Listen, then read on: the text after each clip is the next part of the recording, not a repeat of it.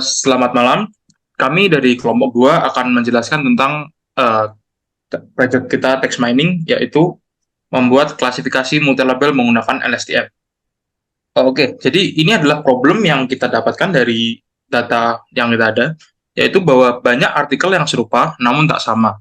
Di sini artikel yang serupa namun tak sama adalah artikel-artikel seperti scientific yang membahas satu topik, tetapi kadang berbeda dengan yang lain. Bisa saja yang artikel ini uh, menjelaskan tentang ini dari sisi psikologi atau dari sisi medik. Namun yang satunya dari sisi satunya. Kemudian yang kedua adalah sulit untuk mencari artikel yang spesifik, di mana karena banyaknya artikel di internet zaman sekarang ini, semakin susah untuk mencari artikel yang sangat spesifik. Seperti contoh, kita mau mencari artikel tentang medik, misalnya heart disease, dan kita mau mencari yang sesuai dengan yang kita perlukan. Misal heart disease dikarenakan oleh kolesterol. Nah, kadang heart disease sendiri jika mencari tidak spesifik, maka kita bisa lihat dari penyebabnya atau mungkin psikologinya atau apa. Padahal yang kita cari adalah dari sisi mediknya atau dari sisi saintifiknya, terjadi karena apa dan lain-lain. Bahkan dalam satu spesifik itu pun kadang masih ada artikel-artikel yang memiliki author yang berbeda. Nah, jadi penyelesaian tujuan dari proyek ini adalah, nah, pertama, penelitian kita yaitu pertama untuk membangun model klasifikasi label yang menggunakan topik artikel memakai model LSTM. LSTM di sini adalah long short term memory yang cocok sekali oleh model kita oleh data kita dikarenakan LSTM ini modelnya sekuensial. Jadi sangat cocok dengan data kita yang bisa dibilang sama sejenis lah. Nah, lalu tujuan dari modelnya adalah untuk melakukan klasifikasi label pada artikel yang kita sebutkan tadi. Jadi artikel-artikel data kita itu ada banyak. Nah, tujuan dari penelitian ini adalah memudahkan atau membuat klasifikasi label sehingga memudahkan untuk mencari artikel saintifik tersebut. Jadi kita bisa memisahkan antara kedua artikel yang mungkin mirip, topiknya sama tentang penyakit misalnya, tapi dari dua sisi yang berbeda. Jadi kita bisa tahu manakah yang sisi medik atau manakah yang sisi psikologi. Nah, lanjut. Berikut saya akan menjelaskan penjelasan singkat tentang dataset yang akan kita gunakan.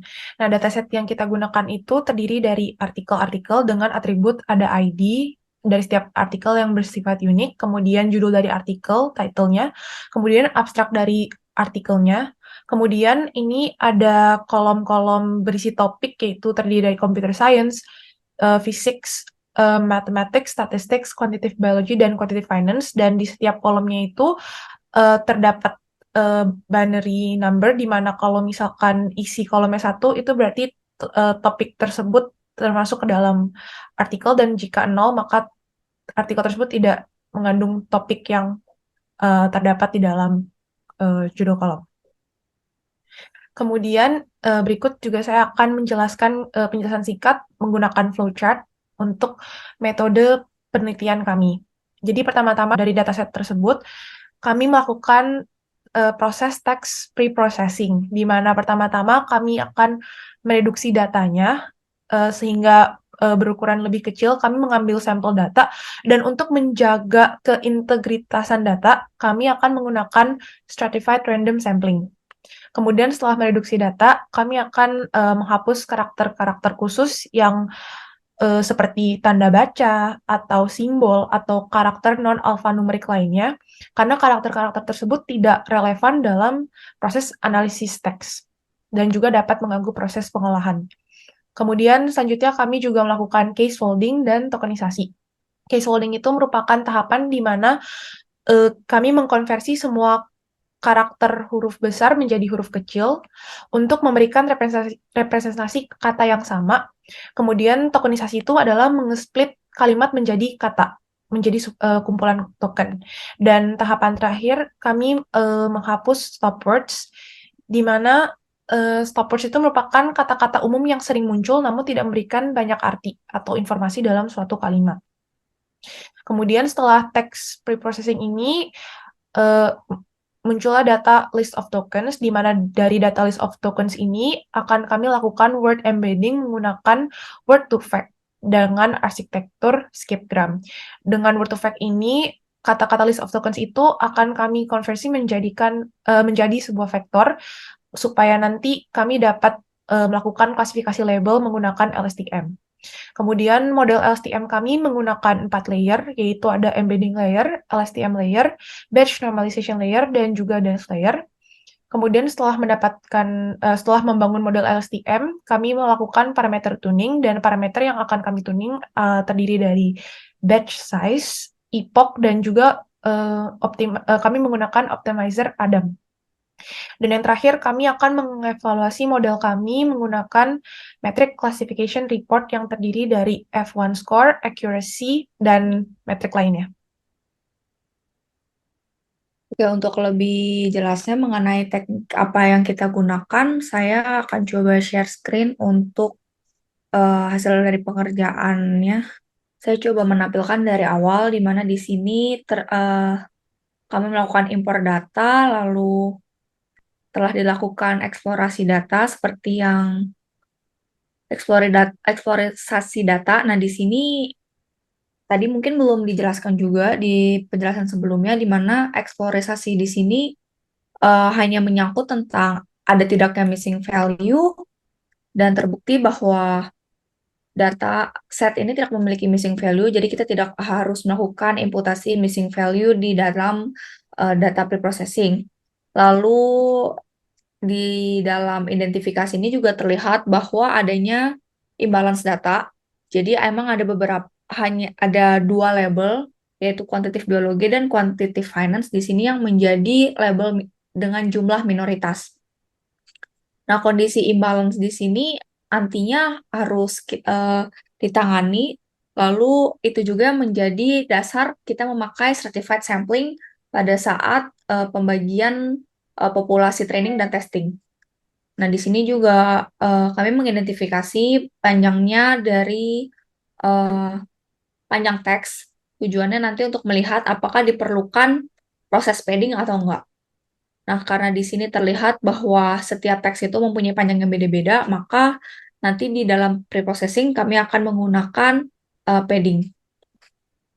Lalu di sini ada transformasi label juga. Pertama, label itu diubah bentuknya menjadi list one hot encoding. Setelah itu direpresentasikan menjadi bentuk angka. Nah, totalnya itu ada 24 keunikan label di sini yang teridentifikasi. Jadi ada 24 kombinasi label dari posisi multi label itu sendiri. Nah, dari komposisi ini juga masih imbalance, jadi ada data-data yang memang jumlahnya itu mayoritas, ada juga yang jumlahnya minoritas. Lalu untuk mengatasi hal ini, kami memutuskan untuk menyatukan label-label dengan jumlah data yang di bawah 100 menjadi satu kategori dan asumsi kategori other.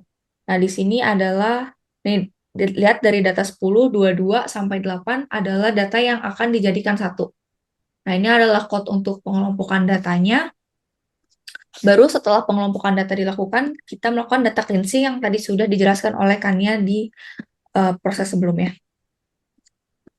Setelah data cleansing selesai dilakukan, di sini dilakukan lagi, baru dilakukan stratified sampling. Jadi ini membagi data juga menjadi dua populasi training dan testing dengan mempertimbangkan stratified sampling berdasarkan proporsi dari jumlah label.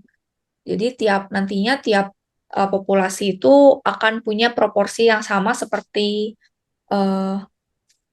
populasi aslinya. Baru setelah di split, split ini juga memakai komposisinya 70% untuk data training, 30% untuk data testing.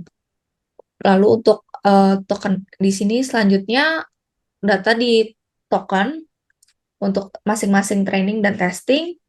Setelah dimasukkan setelah ditokenisasi, token-token tersebut diubah ke dalam bentuk vektor di sini dengan menggunakan skipgram. Ini adalah proses skipgramnya. Lalu setelah itu vektor-vektor itu dimasukkan ke dalam bentuk matrix embedding. Jadi ditransformasi jadi matrix embedding biar dimasukin ke embedding layer.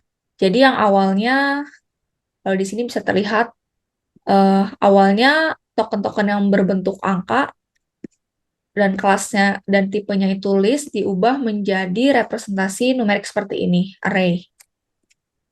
Lalu ini proses embedding matrixnya dan di sini juga ada proses padding. Jadi untuk data dengan panjang teks yang pendek itu akan di padding sesuai dengan panjang teks yang maksimal. Lalu ini adalah model klasifikasinya di sini pakai LSTM biasa, di mana ada pertama ini untuk embedding layer-nya, lalu LSTM unitnya memakai 128, ada normalisasi juga terhadap output dari layer sebelumnya yang akan membantu proses pelatihan atau training data itu sendiri. Di sini juga ada di fully connected layer. Nah, di totalnya itu ada 14 node, di mana karena kita punya 14 output dengan jumlah kelas yang diinginkan. Jadi, berdasarkan hasil dari representasi angka dan pengelompokan dan reduksi dimensi di tahap preprocessing sebelumnya, totalnya tuh ada 14 keunikan data. Jadi yang awalnya tadi ada 24, direduksi menjadi 14. Makanya di sini node dense-nya ada 14. Ini adalah summary-nya. Nah, ini adalah proses trainingnya. Tadi sudah disebutkan bahwa kami menggunakan tuningnya dan optimizer-nya Adam, karena di sini SGD tidak terbukti lebih rendah untuk kinerja trainingnya dibandingkan Adam. Lalu di sini kami hanya melakukan parameter tuning secara manual, jadi ada kombinasi di mana kami memainkan batch size dari 128, 256, dan 512. Lalu untuk jumlah epochnya kombinasinya hanya 5 dan 10. Nah, ini adalah proses dari tuningnya secara manual, satu per satu, di mana setiap model fit ini saling independen, jadi tidak pengaruh satu dengan lainnya. Dan terbukti di sini training akurasi paling bagus itu ada di kombinasi yang ketujuh, yaitu batch size 512 dengan epoch 10 dan para optimizer-nya itu Adam. Setelah itu, model ini dipakai untuk melakukan testing. Nah, ini pertama data testingnya dijadikan matrix embedding juga kayak proses training sebelumnya, lalu diprediksi dengan perintah predik di sini. Setelah itu, kita bisa melihat hasilnya berdasarkan classification report. Nah, di sini sayangnya akurasinya tuh sangatlah rendah, hanya 11% secara menyeluruh. Dan ini terlihat juga F1 score-nya rata-rata dari setiap kategori itu di bawah 20%, bahkan di bawah 10%. Bahkan lebih parahnya lagi, ada kategori yang tidak terdeteksi sama sekali. Contohnya seperti yang saya select ini, kategori 10, 11, dan 13. Nah, untuk masalah ini perlu diidentifikasi lebih lanjut, dan kami menyarankan untuk di penelitian selanjutnya dipertimbangkan lagi komponen-komponen yang ada di dalam model LSTM itu sendiri. Jadi, berdasarkan classification report ini, kami menyimpulkan bahwa model ini kemungkinan besar terjadi overfitting. Jadi, di dalam training akan hanya cenderung mengklasifikasi model data-data dengan kategori mayoritas. Sehingga training akurasinya memang besar, tapi ketika testing itu menghasilkan performance yang jelek. Oleh karena itu, kami menyimpulkan bahwa model LSTM yang dibangun itu kurang cocok digunakan untuk melakukan klasifikasi multi-level pada kasus dataset research article ini. Oleh karena itu, kami menyarankan agar penelitian selanjutnya itu harus mengkaji ulang komponen-komponen yang akan digunakan di dalam arsitektur layer, baik itu sebagai di parameternya atau mungkin ukuran-ukuran dari vektor atau bahkan dari proses data preprocessing itu sendiri. Lalu kami juga menyarankan agar penelitian selanjutnya bisa mengembangkan arsitektur lain di luar LSTM dengan penambahan korpus yang lebih kaya.